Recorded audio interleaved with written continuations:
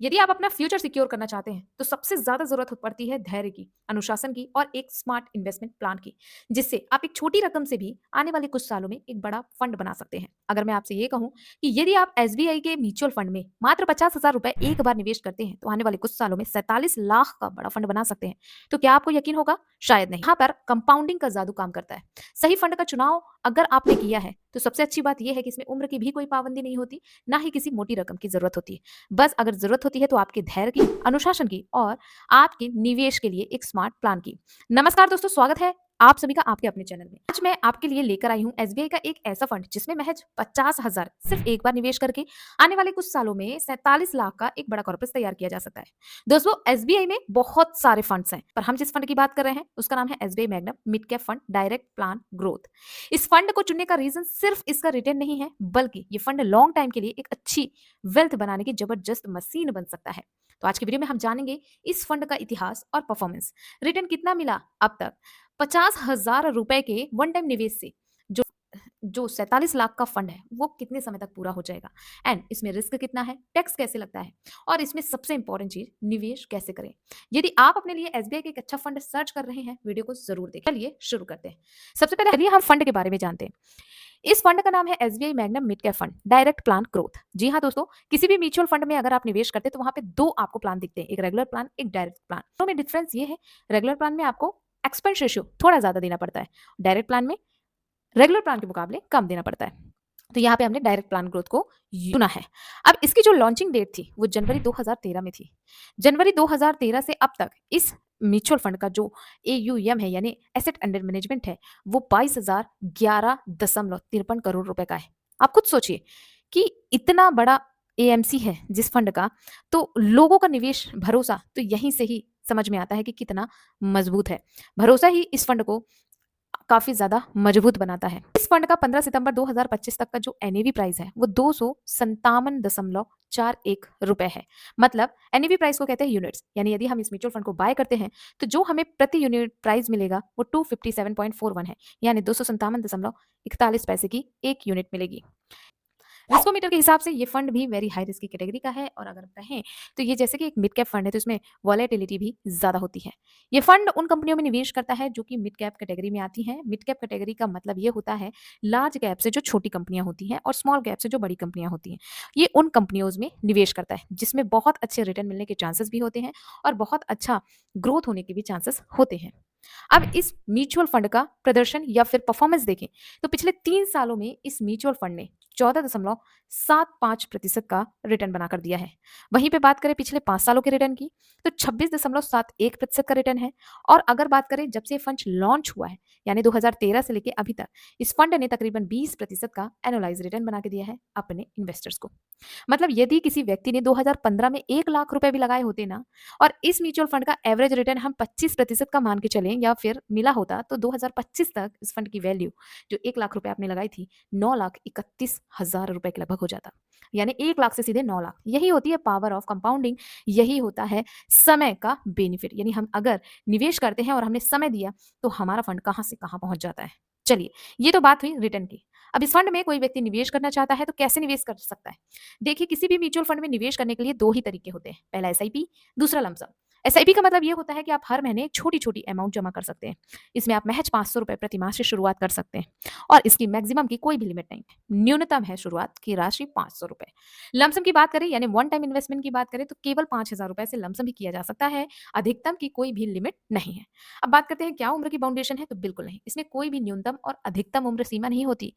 इसमें कोई भी निवेश कर सकता है और जितने समय के लिए निवेश करना चाहे उतने समय के लिए निवेश कर सकता है। ओके, तो अब यहाँ पे इसके टैक्स और खर्चों के बारे में समझते हैं, क्योंकि फंड जो है उसको मैनेज करने का कुछ ना कुछ खर्च लगता है। जैसे कि मैंने कहा कि हमने डायरेक्ट प्लान को यहाँ पे चुना है, तो डायरेक्ट प्लान का जो एक्सपेंस रेशियो है 0.85% है, 0.85% का है, जो कि काफी हद तक सही है।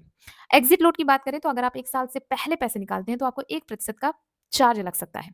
अब एग्जिट लोड लगता क्यों है दोस्तों, ये म्यूचुअल फंड है। म्यूचुअल फंड में यदि आप निवेश करते हैं तो आपके दिमाग में पहले ये थॉट होनी चाहिए कि आपको कम से कम 5 साल या मैक्सिमम आप जितना रख सके उतना सालों के लिए निवेश करना है। लेकिन अगर इमरजेंसी पड़ गई और आपको किसी कारणवश पैसे निकालने की ज़रूरत पड़ गई, देखिए यहाँ पे लॉकिंग नहीं है, लेकिन फिर भी यदि 1 साल से पहले अगर पैसे को निकाला जाता है तो 1% का चार्ज लगता है। अब इसे कैसे समझ सकते हैं? मान लीजिए आपने 1 लाख लगाया था, ठीक है? और किसी कारणवश आपको 1 साल के भीतर ही पैसे निकालने पड़ गए, तो फिर आपको 1000 का चार्ज यहाँ पे लगेगा। मेरे ख्याल से ये बात आपको समझ में आ गई होगी। अब बात करते हैं टैक्स की, कि इसमें क्या टैक्स लगता है? तो जी हाँ, यदि यदि आप 1 साल से पहले पैसे को विथड्रॉल करते हो तो आपको 20% का soft time capital gain tax लगता है।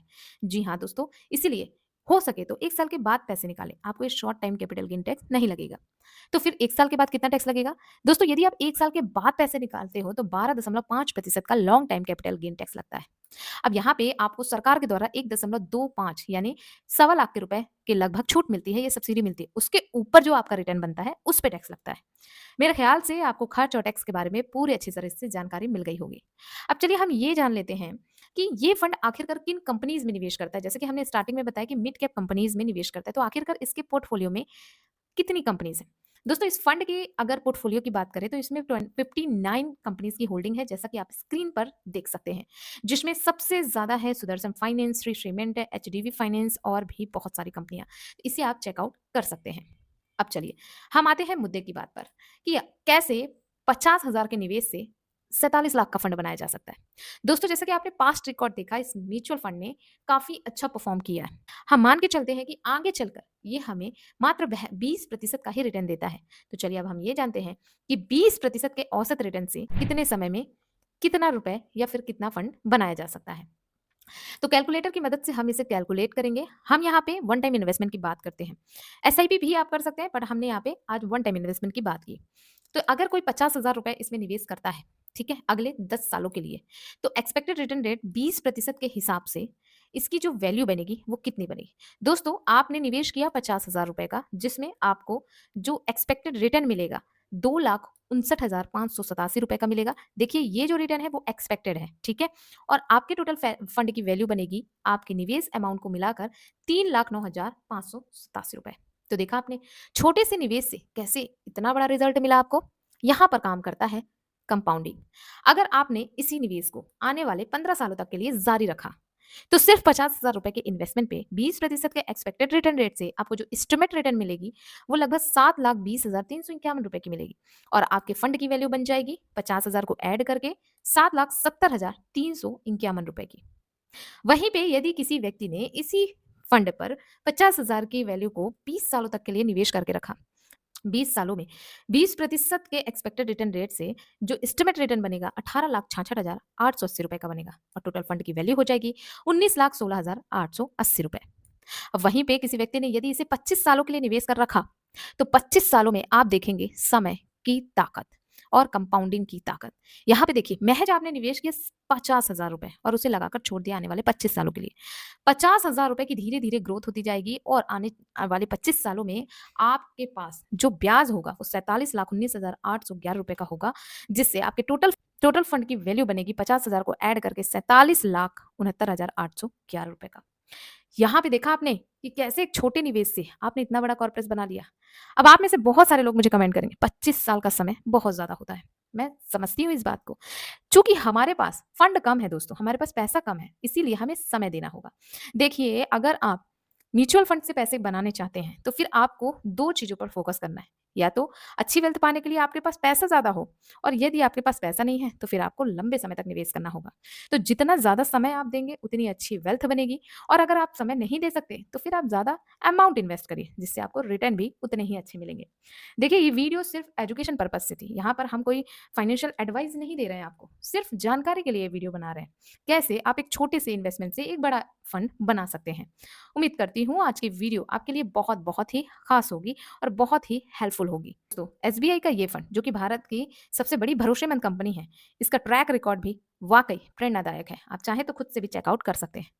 उम्मीद करती हूँ वीडियो अच्छी लगी होगी। वीडियो अगर अच्छी लगी हो तो वीडियो को लाइक जरूर करिएगा, साथ ही साथ इसे शेयर करिएगा अपने दोस्तों के साथ, और चैनल को सब्सक्राइब करना बिल्कुल भी मत भूलिएगा। दोस्तों म्यूचुअल फंड में अगर निवेश करना है तो सबसे पहले आपको ये ध्यान देना है, स्मार्ट बनो, डिसिप्लिन बनो और फ्यूचर को सिक्योर करो। थैंक यू दोस्तों।